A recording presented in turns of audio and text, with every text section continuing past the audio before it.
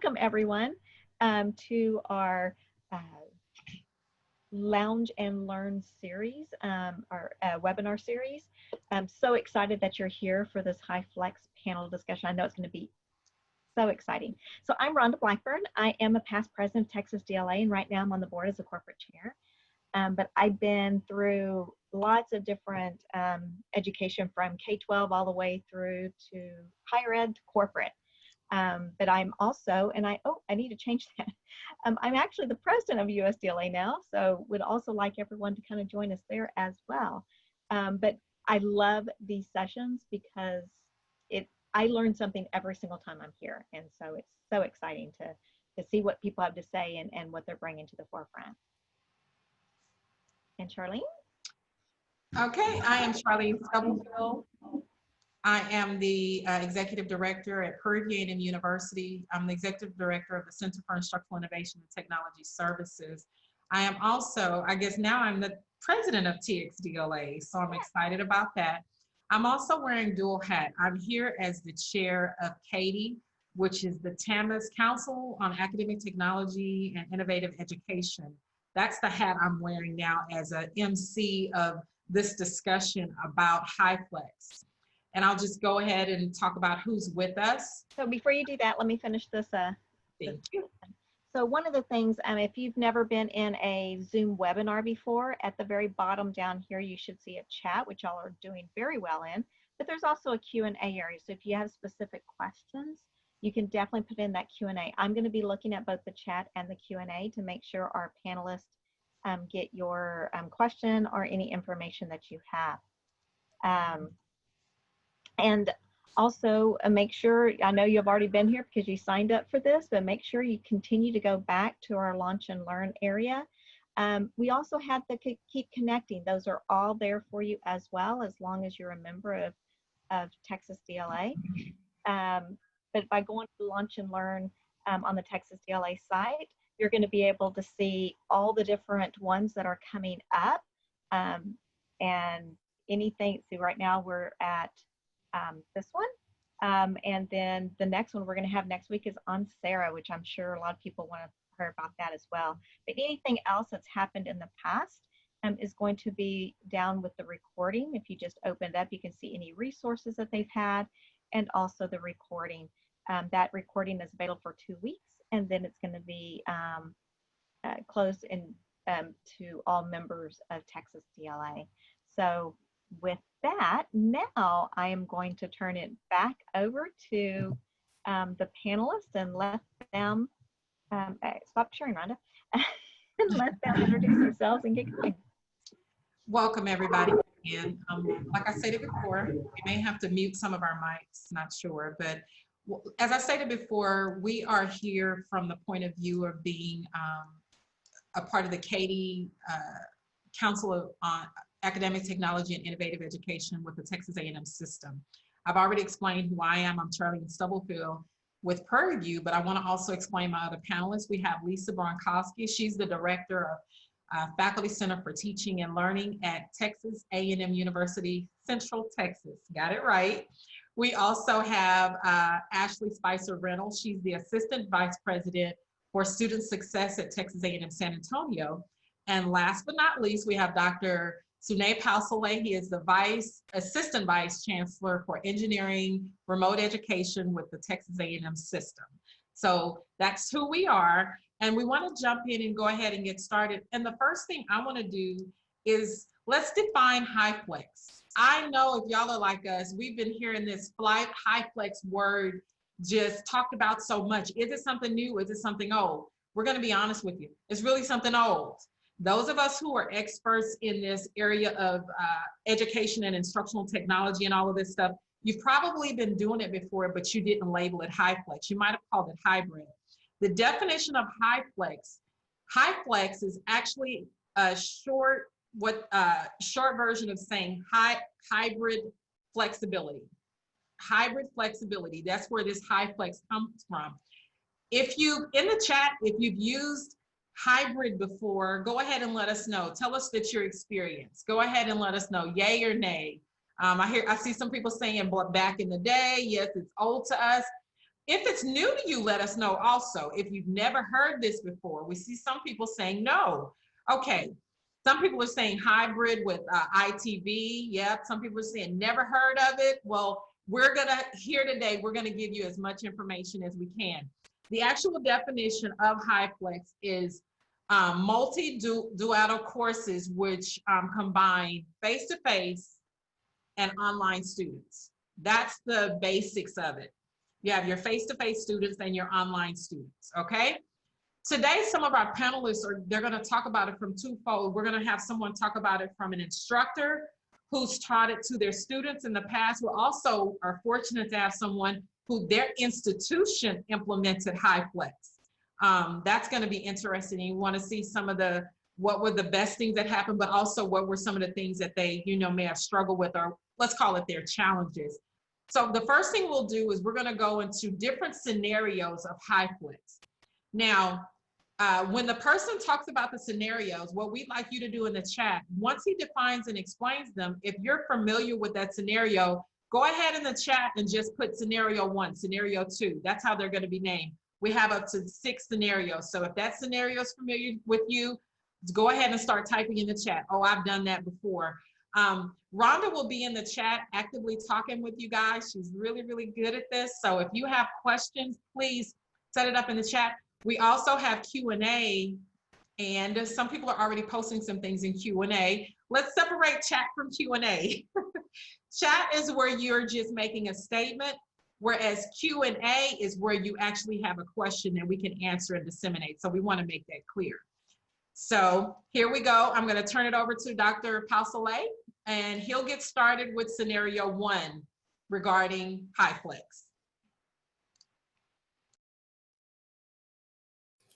The first rule of anything is to make sure you're not muted, apparently. So that's a learning lesson right there. Make sure you're not muted if you want to be heard. So scenario 1, which is described as live teaching with a webinar, is one of the scenarios that I've experienced about 3 scenarios in this whole case. I moved into those scenarios, the first scenario number 1, because I had students who, we had built a hybrid course. They could come in, not come in, well, like hybrid course, we had face-to-face and online. Then we realized the value of having some live interaction with the students. So the option we really created was that we used, this is old, and that's why when we talked about this not being a new concept, it really isn't. What I'm talking about, the first scenario I did was more than 10 years ago, where we lectured. We had students who could come to class if they wanted to, or they could attend the class live through by watching a live stream. We also at the same time had a chat option open, where they could ask questions that were monitored by TAs. This was a large class, 200 plus students, and the TAs fed all the questions back to me. We structured it so that we had Q&A sessions broken up about every 20 minutes, where we would stop and say, ask us questions. And I would deliberately ask the online people and say, okay, what questions do the FAR people, online students have? Let's integrate them with the students here. And that was a deliberately thought through exercise. That session worked pretty well. The first time we ran it, we realized that I had to deliberately build in some ways to engage the students at the far end. So clicker systems, for example, we made sure that everybody was, since it was older, we didn't have really great web-enabled systems, but we were able to make it work by actually building some software that let us do web polling. And so that's how we engage the students at the far end and the students in the class. They were using the same polling systems, and the course worked pretty well. The second scenario really was where my students Before you go to the second scenario, we already have some questions. Someone is saying, how do you monitor the chat feature if you don't have a TA? That becomes a little harder. I've done that in a smaller course with about 60 students, but the way I did it was that I'd asked them to clearly mark their chats and said, I'm going to check the chat about every 10 or 12 minutes, and I would take a quick stop, give the students in class an exercise to work on, and when I would go through the chat and see what the questions were. they had to mark them as a specific question, and then I would answer the questions as I went in turn to get those going. It is not the most efficient, I agree, but it worked because people are still working while I was going through the chat. So the easiest thing to do is to give them an exercise, something to do, which is good teaching anyway, right? And while they're working on this problem, you can go through the chat and answer questions. Some questions we're going to hold to the end because I know they'll be answered further in the presentation, but someone asked simply, does online mean remote? In some senses, yes, right? Remote is when you're not there. I think people are going to come up with their own definitions of it. So I've seen things where people will say there's a big umbrella of distance, and then within that we say remote is when you're doing live lecturing with a live stream, and online is when you have built a course that is fully online. It's dominantly asynchronous. So I use the terms and I say a remote is going to be dominantly synchronous with asynchronous components for engaging students. A fully online course is going to be dominantly asynchronous with synchronous components. And the last question I'll ask for this set is, as you talk about the scenarios, go ahead and say the level of students that you're dealing with at the time, because they definitely want to know that. So for scenario one, what level was it? Undergrad, grad, what was it? Scenario one was undergraduate students. They were a large course. They ranged from sophomores to some seniors. This was a required course. It was required for everybody in the institution to take. Not a very popular course. I was not popular because of that, but it worked reasonably well because of the level. The main reason we also did that was a lot of our seniors actually were working parents, and they just could not come to campus. They could attend a session but could not come to campus. So we figured out a way to get them engaged in it. It worked reasonably well. This course was a course called Technology and Society. Really we looked at how technology and society interplay with each other. So that became a good way to show them how we could leverage technology to have societal change. The second course scenario really was when I was actually remote and the students were spread in there were some of them on the East Coast and some of them were in Australia. And we did a combinations of live sessions where we were all live. And then you can imagine that the scenario there was that we had built in some exercises that we could do together. We had a class also where I was teaching at, and we came up with ways to make sure that they could be live sessions sometime in the morning, sometime in the evening. And we built these systems so that there were some live recorded sessions. There were also some live sessions. We did projects remotely. For that particular course, this was a course actually in geology. And we had them work on geological projects together, exploring scenarios, looking at doing fieldwork actually, and looking at the variances of geology in across the continents and across the US, right? So that also worked pretty well. For that particular course, we used a platform called Ning, the social media platform, which is extinct now. It got acquired by something else and it died. But that's what we used because we found that the traditional LMS did not lend itself to doing anything with having these broadened social groups and things working, right? My apologies to all the LMS people who might be on here, but it really didn't work very well. That course actually I just looked at those data, and that course had among the highest ratings I got. It just could be that the coolness value was really good, and they were able to build a lot of cultural connections with each other, but that worked really well with what we did. So that was scenario number 2. So let's ask some questions after that. With scenario number 2, and this could apply to 2 and 1, one of them was, how did you keep the students engaged while watching the stream from a distance? So again, the same thing. So we had built this polling system. So we built polls in the polling system that we had. So we had kind of scenarios they would discuss, or we would do breakout sessions. The breakout sessions were really not fancy. This was actually using video conference, by the way. And so we would just have students back channel each other. That's why this social media platform we used became useful, because we could create groups in the social media platform. In the class, students were in the media platform, and they could create and connect with the students at far end from the three sides and work on projects together. So I would give them a quick project and say, if I had to mash the continents together, this is what it would look like. Is it true or false? If false, why? If true, why? Right? And that's 5 minutes to do it. And in those 5 minutes, when people had questions, I would have answers for the questions developed. Then we would debrief all the students. It took a lot of organization. I will not lie about the amount of time it took. I have tracked the time it took. I don't mean to scare you. 200 hours or so, right? But everything had to work perfect for this to work, right? So I had to really plan through those scenarios, make sure things work well, and develop the correct engagement tools. You can do it in much less than that, right? So, I think if you accept this as a fun challenge, because it really engages the students, gives them an experience that is completely beyond anything you could give them, it becomes a fun thing to think through, right? But focus on, so this scenario I've done 2 or 3 times. The first time it took a heck of a time. We used a LMS, it didn't work very well. That's why we switched to the next scenario. So all the time I put up front was the first time I ran the course, the number of times, by the time I was doing the course, the third time it was, easy peasy, right? It's like anything else. You spend a lot of time the first time you do anything.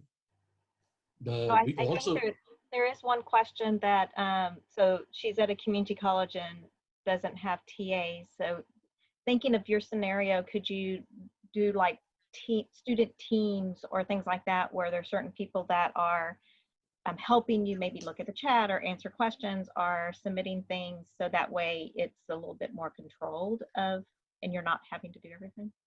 You could. So I tried a scenario like that not in a large course, but I did do that in a large course, where we had, because we worked in permanent teams, each team took turns in monitoring chats, and they were the ones feeding questions to me, right? And they got points for it. So teams had the option of either answering the questions if they knew the answer, or passing it on to me, and everybody took turns monitoring this for me. The only other advantage I think you may have slightly at the community college level is that you won't have a 200 student class, right? I think you traditionally tend to have slightly more controlled classes, even in online sections.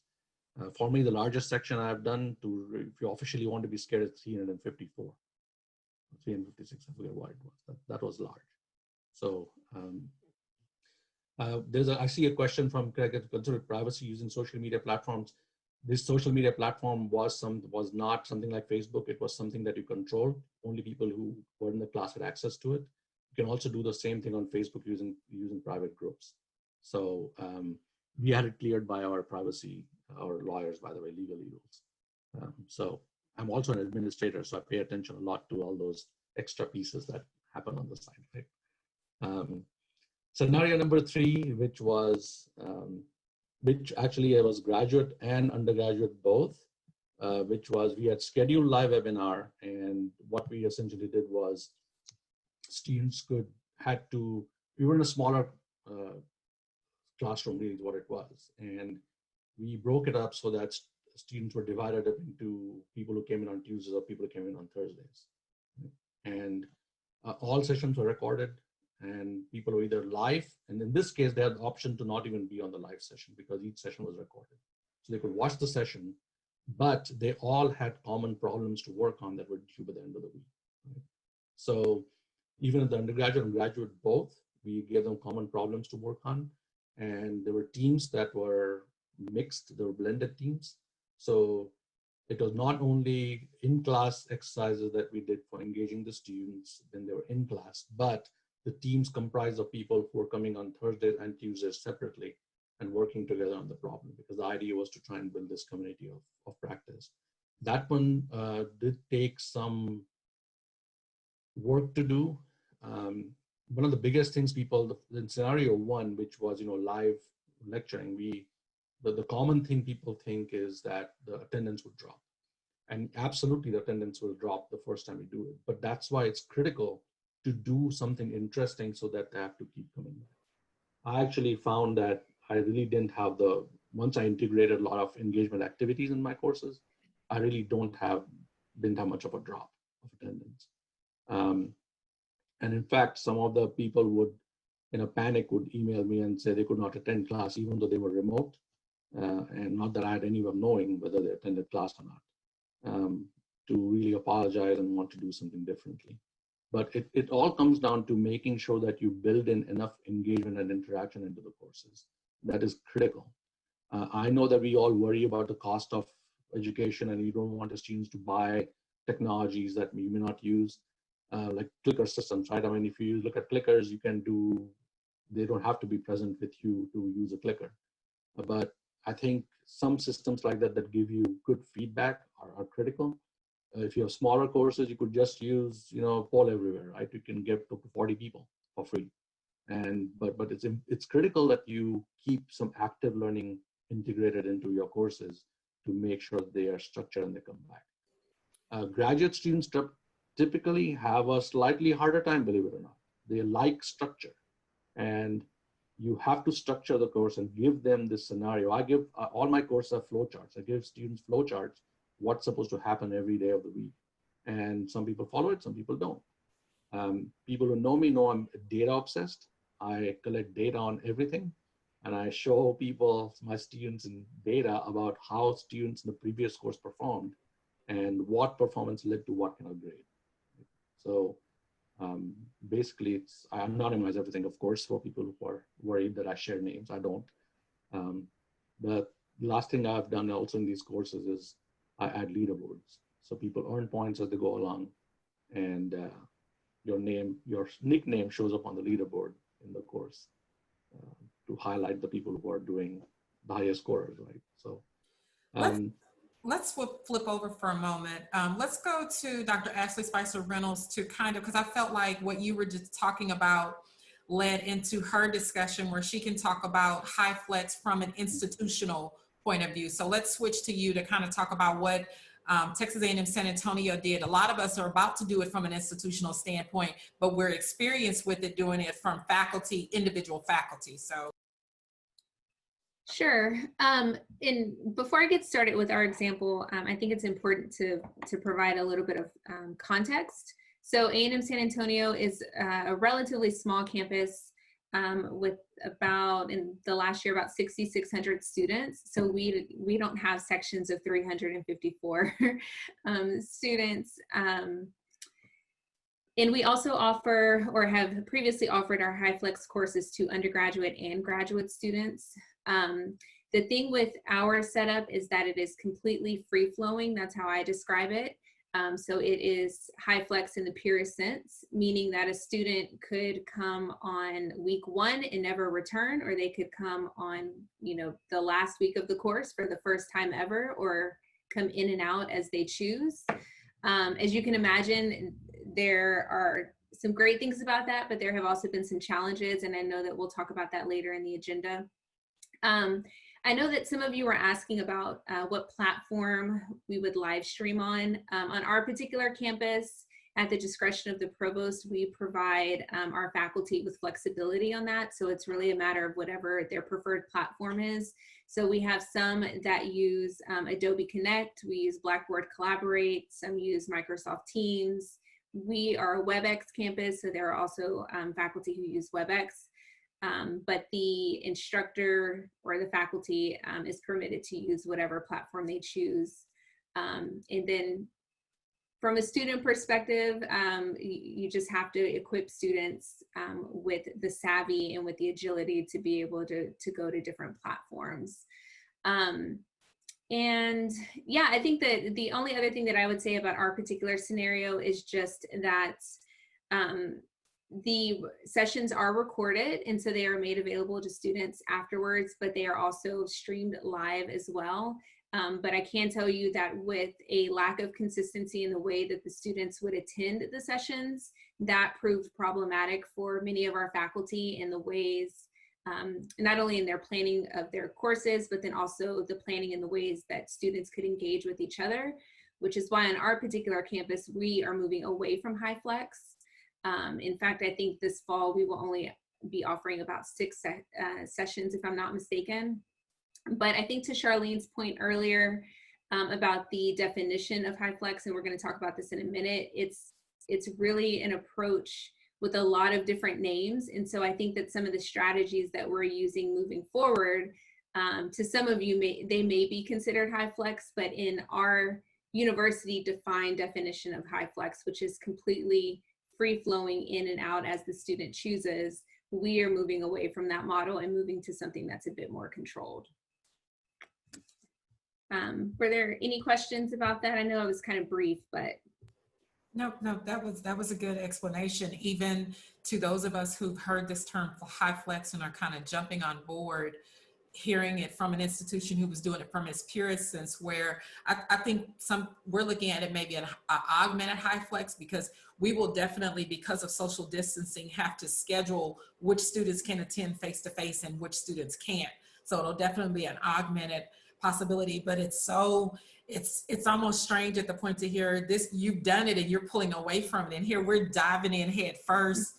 Many of it is our administrators are forcing us to, but the current environment is forcing us to. There were some questions, not necessarily tied to that, but I guess tied to some of the things Dr. Sunay said. They're asking about the active learning being done in pairs. How do you work to facilitate that? Also, someone asked really quickly, will you be able to share some of your flow charts or that you use with your class, Dr. Sunay? If you would do that, they would appreciate that.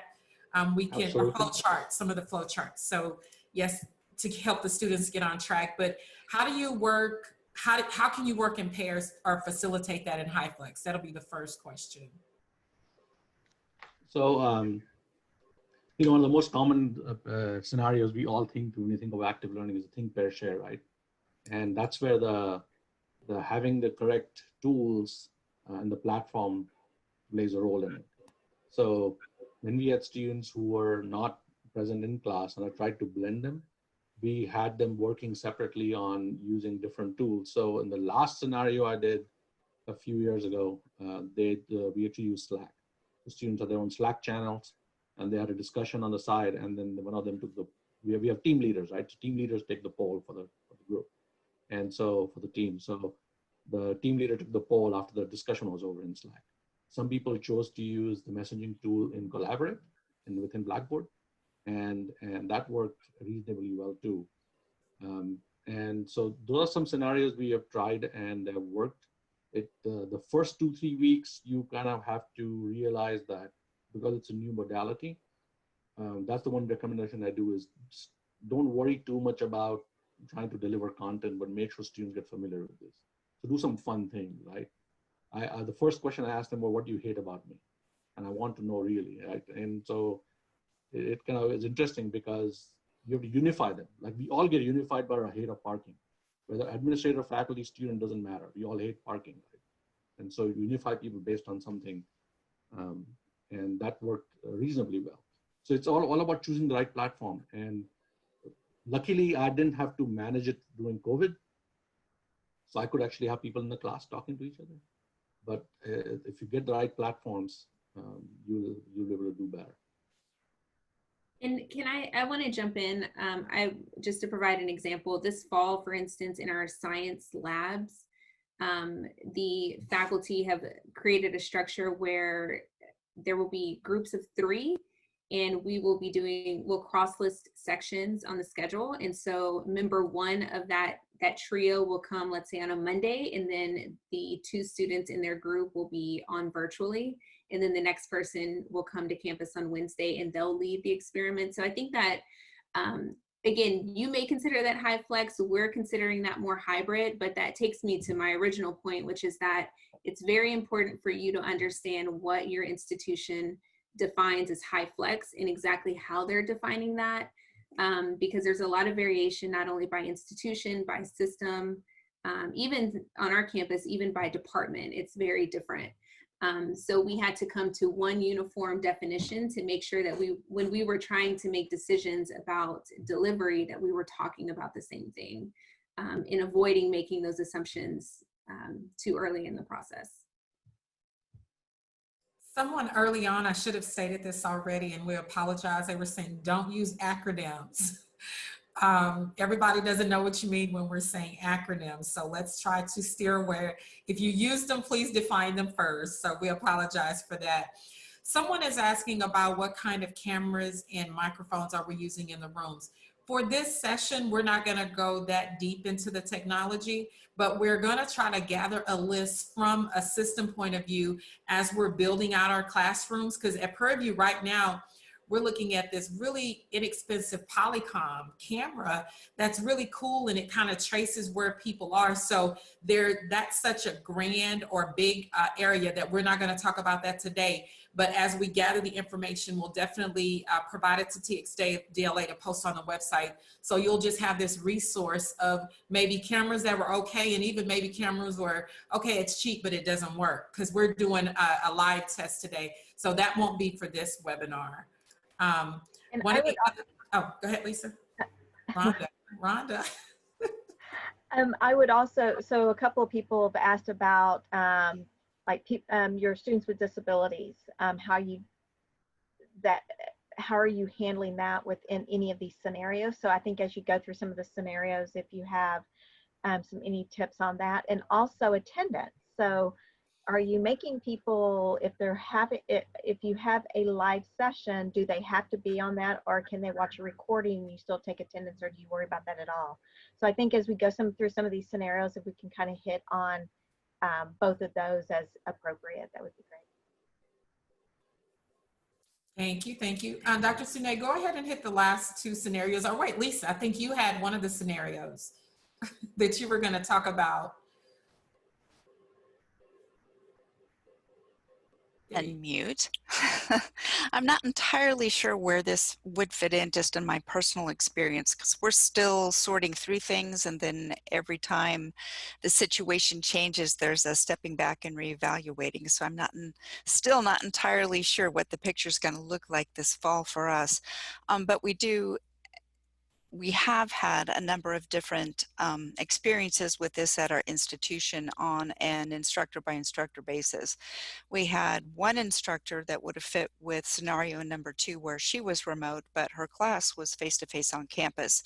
And in that situation, we did kind of alternate between having a designated person from academic technology and individual students who kind of helped bridge that gap by monitoring what was going on with the class and ensuring that it was fully communicated with her. So she was in the classroom via the computer, and the students were sitting in their seats in the classroom. So it was just our regular, at the time it was Blackboard system, that brought her into the physical classroom.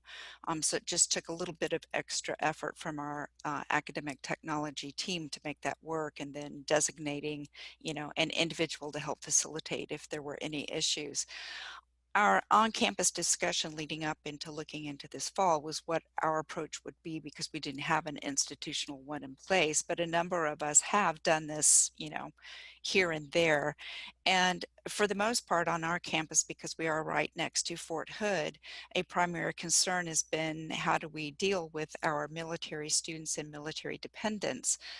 So we have a lot of temporary duty assignments. So you might start off face-to-face and then they're gone for 2 weeks, or there might be a military related relocation that happens, and you still need to ensure academic continuity for that particular student. And then there's always illness that happens. So for me, in dealing with this, I know we had a conversation earlier about the flipped classroom, and that's how I've always taught. I've been doing blended and online for the past going on 20 years now. So my mode of teaching is to make available, through whatever the LMS is that the institution has, most of the content of the course.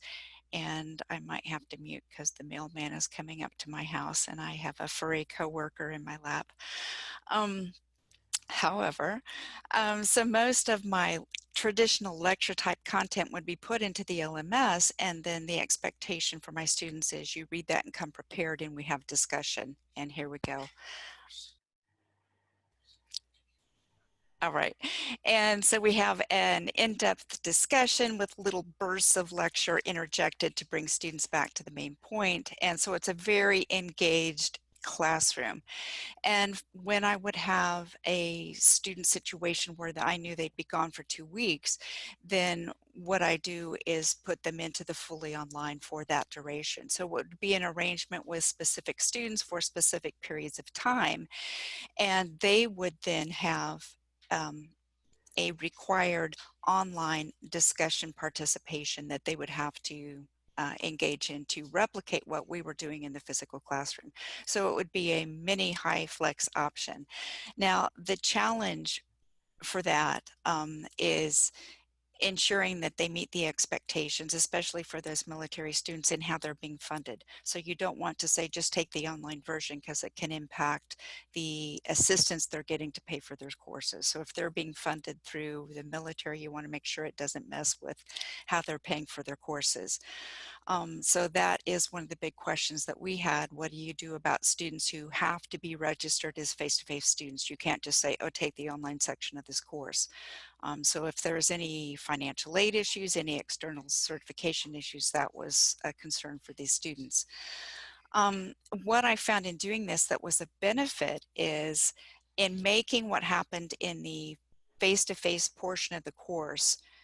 These were always lecture with online components or blended courses, is that for the face-to-face students, they got the opportunity then to revisit what happened in the face-to-face portion. They also had the opportunity, it wasn't required for them, but they would go in and participate. So the discussion portion would be required for the HyFlex students, not required for those who were in the classroom, but they had the opportunity to participate, and often they did. So in essence, I'm trying to catch up with my notes and being distracted by what's happening outside. It didn't require that much work for me because I'm accustomed to setting up my work this way. For faculty members who are not, there is the extra effort of ensuring that those materials are available online. So if you're used to teaching in a flipped format, it's not that much additional work. If you're not, then you have to think this way. So for our faculty who are looking at what's happening this fall, there is that additional workload associated with ensuring that your instructional materials are put online and that you have a plan for what you're going to do to offset what would have been done in the classroom. There's the accountability issue of ensuring that those students who now are online are doing what they need to do, and that's where that engagement piece is there. The training and support issue, and one thing that we've talked about is fairness. So when this was done kind of spur of the moment, I would occasionally have a face-to-face student who would ask that question, you know, why did those students get to do this online and we're expected to show up face-to-face? So going into the semester, having that conversation, you might notice that a certain group of students might no longer be attending, and this is why. So addressing it really as an accommodation to meet a certain need.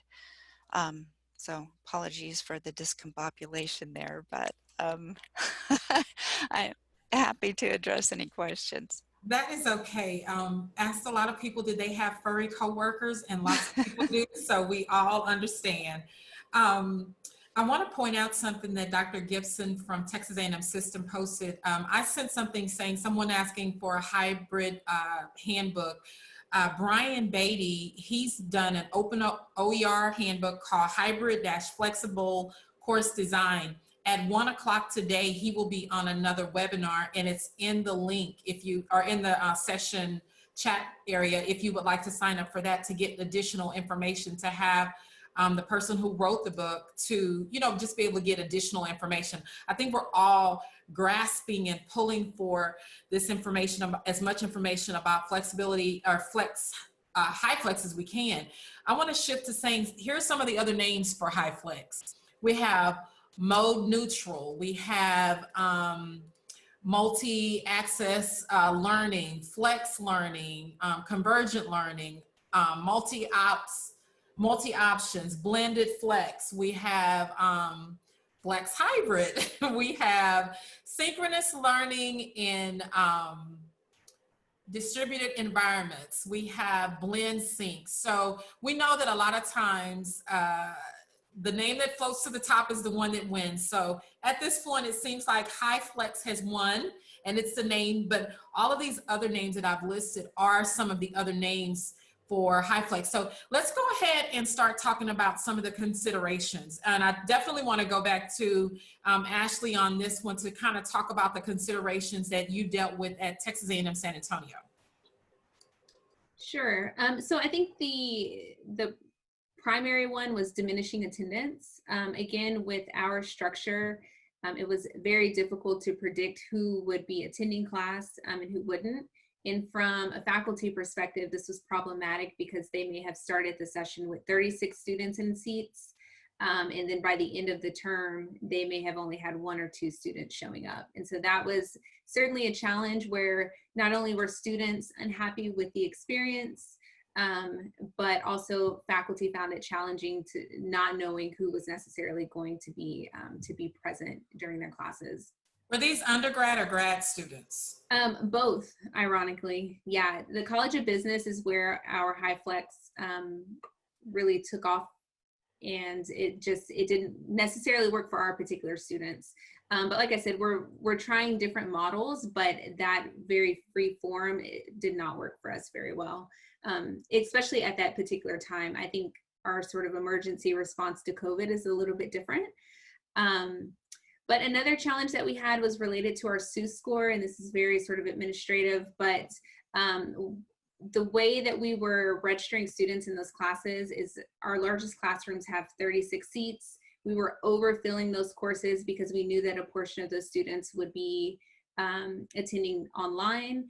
And that became problematic with the state, with them asking, you only have 36 seats, but you're registering, let's say 60 students in this course, which means you're over capacity. So that was something that was well-intended, but was not, did not work out in our favor necessarily. So we did not receive an audit finding, but we did have to justify our strategy on that and revisit. Someone had asked earlier about accessibility, and I think this is an ongoing conversation, both accessibility and inclusion. And so with accessibility, just something to be aware of, conversations that we've had on our campus relate to how to allow interpreters into courses that are being taught online. And in our particular instance, what it really took was just a mandate, for lack of a better term. Our provost doesn't mandate much, but basically a directive from the top saying that this was something that had to be done, and that we would have to work with DSS. And what we were experiencing, disability support services, by the way, what we were experiencing on our campus is that some of our faculty were resistant to letting non-students into the course. But that became problematic when students needed some type of support to be able to be successful in that course. And so that was an area where we had to pull back on that faculty freedom and go a bit more with a directive from an administrative approach. Something else that we navigated was privacy as it related to class recordings. And so it's great to record your courses, but if you're, let's say that your lecture is fantastic that day and you want to use it 2 years from now, that's problematic if the students' names are listed on the recording. And so we had to do some education across campus about that. And then going back to the inclusion conversation, just really talking and trying to educate not only students, but faculty as well as our staff about things that we need to be aware of in an online environment as it relates to inclusion. So both in language, both in area around you, things of that nature. And so being very thoughtful about sharing that advice and equipping faculty specifically with not only how to handle disruptive behavior, but also how to prevent it. Lisa, did you have anything you wanted to jump in with in terms of considerations from your experiences? That issue of providing faculty, I want to say training, but opportunities to learn about microaggression in online classrooms and managing that. Yeah, that's been a very important one on our campus as well. The accountability issue interests me because there's concern not only as the faculty member about that, but as I mentioned before the outburst here. But students perceive that too. So being really mindful of, if you do have two distinct groups of students, managing their expectations about the other groups. I was really interested to see there's a real concern both among them that each set has the same expectations for work in the course, that none, how do I put this? That you don't have different expectations for the two different groups. Yeah, one of the ways that we had discussed dealing with this was cross-listing sections and having not just coding a certain way for all students.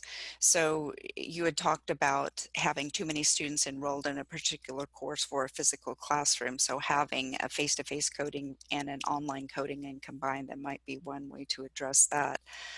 But yeah, no, I'm still. Let me jump in there at this point. There are lots of people asking about the issue of an instructor teaching with a mask on and the recordings and all of that. Let's kind of talk about that a little bit.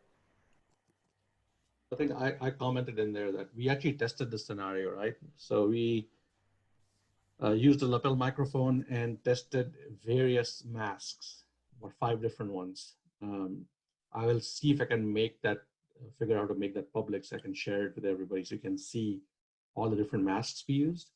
And the recordings, if you have a lapel microphone, sound just fine. We also have in-ceiling microphones. Those did not work as well. They work, but they pick up a lot of extraneous noise, like the HVAC system and everything going on.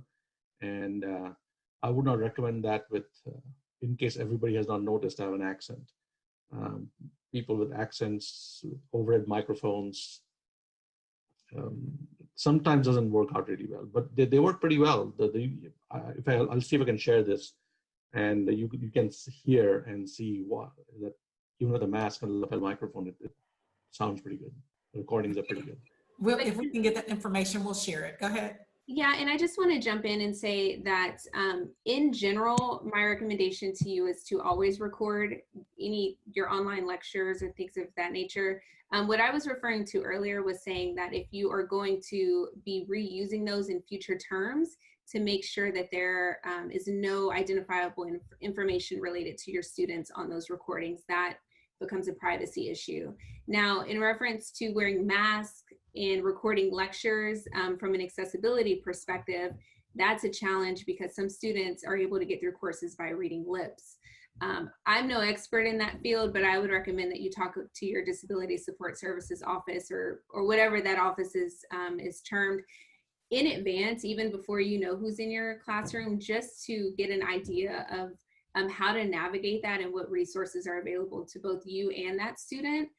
So in the event that someone requires or requests those accommodations, that you're able to connect with them and do it swiftly so it doesn't disrupt their learning. But yeah, voice is one thing, but there are a lot of students that navigate their courses with the ability of reading lips. So that's something else to consider. The other thing I'll go into is I'll give an example of how Prairie View is doing we're basically shopping, testing, and demoing cameras and scenarios in our classrooms to prepare to put in invoices before all the technology is gone, because I know you guys are probably purchasing stuff just like we are. So what we've done, the way the recording is going to go is we're going to use Zoom and Canvas. Literally, the Zoom session will use Canvas. Where Canvas, we have an LTI. Don't ask me what that means. I cannot remember. But there's an integration between Zoom and Canvas. The instructor goes to Canvas. They click into their course. The Zoom window opens up. The students go to Canvas or their LMS. They open up their course and then they access it from the student's point of view. Now, physically inside of the classroom, we will have a built-in camera. We're buying cameras with mics included. We're trying to steer away from lapel mics. And so far, maybe our classrooms are small enough in the makeup of it. Our sound has been okay. We haven't fully tested with the camera at the back of the room, so we'll let you know maybe at a later time. If you want to know how that goes, shoot me an email asking me how did the test go. So this is kind of our scenario. I think a lot of us are guessing at this. We do have some Polycom rooms that are fully set up, but not near as many. At this point, we have to put this in all the classrooms. By the way we're going to set it up is once we go into Zoom, it's going to record it, and we're going to buy a buku of storage from somebody so that all of this can go out there, because that's another issue. Do you have the storage for all of these classes that are going to be put out there? So that's our scenario. We kind of stole this scenario from Tarleton because we know this is how they're setting it up as far as the functionality of how this will work. I know a lot of you are on this call or on this webinar. There are so many different ideas of how we're going to do it. This is just one scenario of what Prairie View is doing. And hope that answers some of your questions about live lecture and all of that. We're just going to use Zoom to do the live lectures.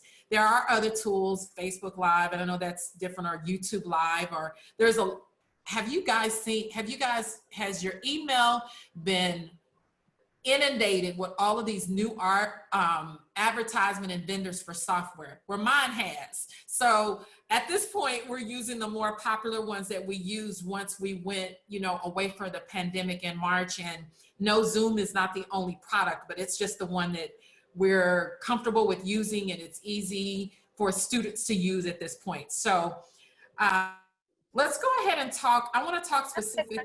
Oh, yes. So Ashley, you actually talked a little bit about equity at the very beginning of when you were talking. And one of the things that brings to mind is, what if someone, actually registered or wanted to go to your institution, and they were expecting face-to-face. They have found out that, are they now are not comfortable going face-to-face, so they're going to do the option of virtual, but they don't have the equipment to do that. Is the institution actually doing something to help students with that, or is it to the students? I know K-12 is different than higher ed, but just wanted to hear your thoughts. Great question. Yeah, sure. Oh. So our particular campus, yes, we have laptops and other equipment to provide those students with. And then the expectation would be that they would return that equipment at the end of the semester. I don't know a lot of details about this, but my understanding is that at the end of the spring, we also allowed students to, I hesitate to say purchase, but I think that there was an option for them to have it billed the remaining balance or some amount to where they could keep that particular device. And then I would also suggest that in reference to access to equipment, that you talk with your leadership about what funding is available to purchase new items, because there's a lot of flexibility with the CARES money. And so that may be an opportunity for you to not only explore cameras, but also equipment for students to where they can check that out. So at Prairie, it's twofold, and it's a little tricky because the university is getting funds for CARES, and we're basically using that to pay faculty to develop online courses, which are needed. We're using it to pay for different trainings, but also to build out the classrooms.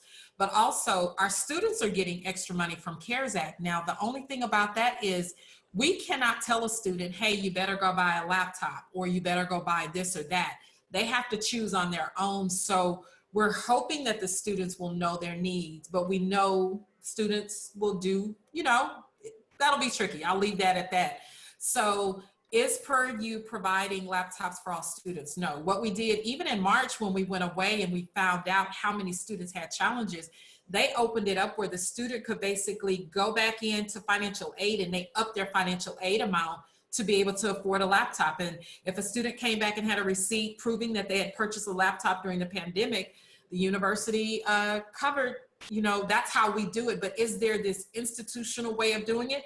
There's discussions about, and other universities I know do this, the for-profits probably for sure, where making it where when you come in as a freshman, there's a laptop included in your tuition as a part of the packet. You go to the bookstore, here's this laptop. We haven't gotten quite to that point yet, but that's kind of what we're doing. So I feel like we're still up in the air. I feel like there's funding, but is the funding going to be used, for a certain thing? But definitely the university is filtering our specific funding so that in case we get to the fall and we have to go back home like we did in March, the only way you can be ready is to be planning right now in this, it's not even a lull. Are y'all as busy as we are? It's this hurry up and prepare, because we know what we dealt with in this spring semester. So that's kind of where we are. Seeing a lot of people are saying that our cameras and mics in the classrooms are being paid for by CARES monies. Yep, I've already stated that. Some people are saying no CARES monies have gone to faculty.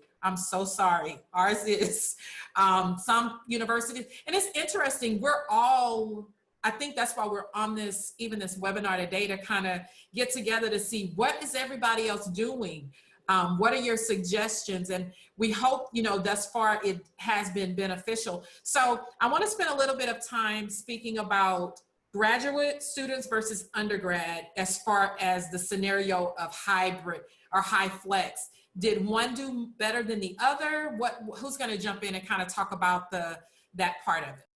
Just want to make a quick plug, because it looks like we're on the verge of running out of time, that to reinforce empathy when working with these students, because that has been a consistent theme I've seen with students, not only with the current situation, but all the way through and working with those who suddenly found themselves having to jump out and go from face-to-face to online, is there's kind of an emotional struggle with making that leap as well. So if they come to you needing to switch from one modality to the other, for whatever reason, that empathy is really important in working with them to ensure they are successful in this transition.